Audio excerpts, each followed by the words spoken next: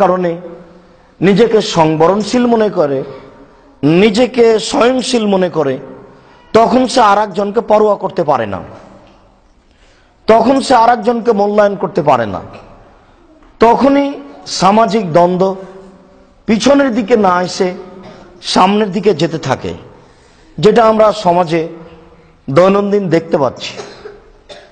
অথচ আল্লাহ তাআলা এই কথা আমাদের নবীকে বলেননি, পৃথিবীর সমস্ত মানুষকেই বলেছেন যে তোমরা প্রতি উত্তর সুন্দরভাবে দাও। জমি চাষ করতে গিয়ে, জমি কিনতে গিয়ে, বাড়িঘর করতে গিয়ে, ব্যবসা বাণিজ্য করতে গিয়ে, সামাজিক জীবনে কোনো কর্ম করতে গিয়ে মানুষের সাথে দ্বন্দ্ব হবে, এ কথাই ঠিক। কেন?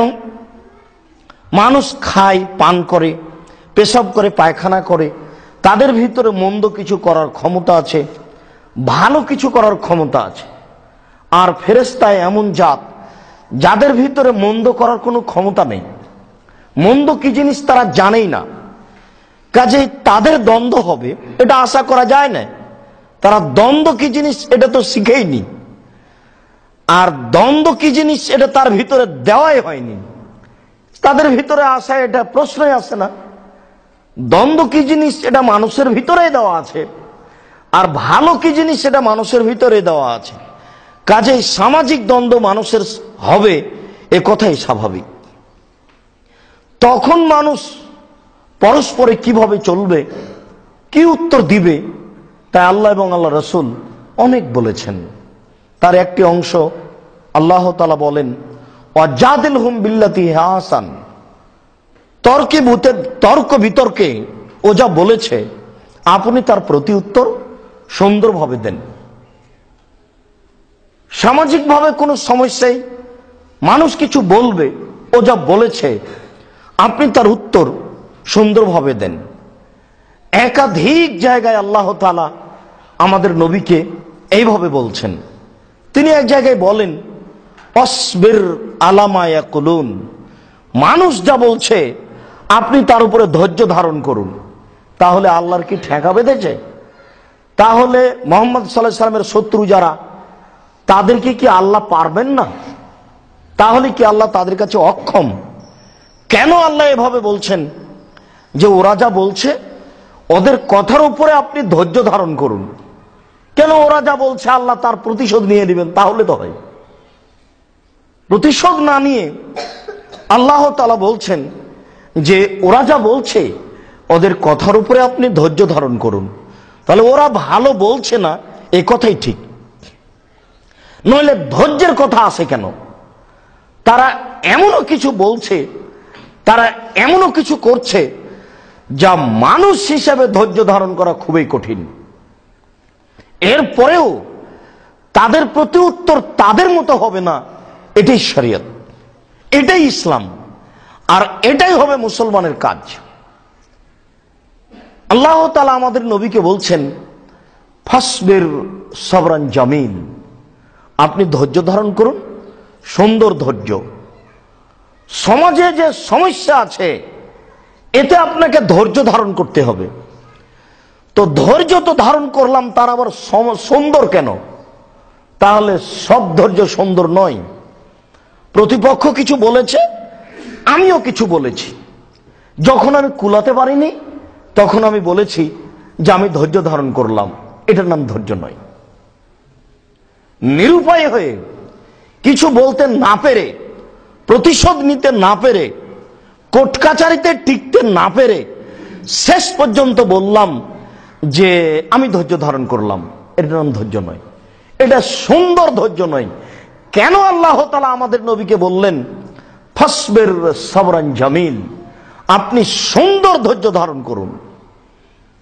তো ধৈর্যের আবার সুন্দর আছে, ধৈর্যের আবার সুন্দর কি, এইটা আপনি ভালো করে বুঝে নেন। যে কিছু বলার পরে যখন টিকতে পারিনি তখন ধৈর্য ধারণ করেছি, এটার নাম ধৈর্য নয়। ও কিছু বলেছে তখন আমি কিছু বলিনি, তার নাম ধৈর্য। ও কিছু করেছে তখন আমি কিছু করিনি, তার নাম ধৈর্য। এই কথাটা আল্লাহ তাআলা আমাদের নবীকে একবার এইভাবে বলছেন, ফাহজুরহুম হাজরান জামিল, যারা মন্দ, যারা খারাপ, যারা দ্বন্দ্ব করে, যারা বদনাম করে, যারা গীবাত করে, যাদের চালচলন খারাপ, আপনি তাদেরকে ছেড়ে দিতে চাচ্ছেন, তো সুন্দরভাবে ছাড়েন। তাদেরকে কিছু গালি দিয়ে, তাদের বিরোধিতা করে যদি আপনি তাদের ত্যাগ করেন, তাহলে কি তারা আপনাকে কিছু বলতে ছেড়ে দিবে? তাহলে কি তারা কিছু করতে ছেড়ে দিবে? যখনই আপনাকে বিরোধী ভাববে, আপনি তার বিরুদ্ধে আছেন এটা ভাববে, তখন সে তার শক্তি যথাযথভাবে প্রয়োগ করার চেষ্টা করবে। অতএব আপনি যদি কাউকে খারাপ মনে করেন, তাহলে তার প্রতিপক্ষ হিসাবে দাঁড়াবেন না। তাহলে হলো তাকে সুন্দরভাবে ত্যাগ করা। যারা খারাপ তাদেরকে ত্যাগ করতে হবে সুন্দরভাবে। এই কথাটা কেমন?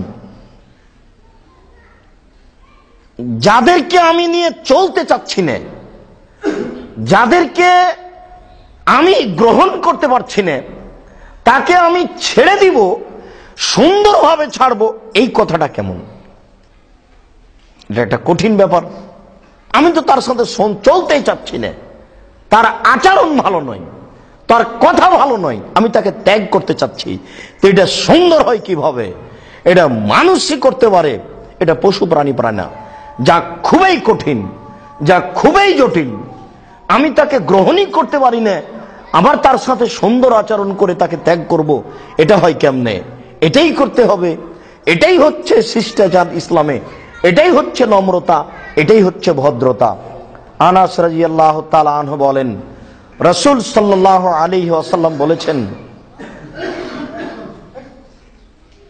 ইন্নাল্লাহা ইয়ারহাম মান ইয়ারহামুন নাসা, নিশ্চয় আল্লাহ তাআলা ওইসব মানুষের প্রতি দয়া করেন যে মানুষের প্রতি দয়া করে।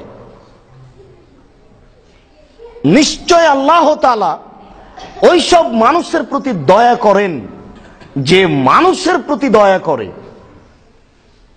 এখন তো মানুষ দয়া কথাটা ভুলে গেছে।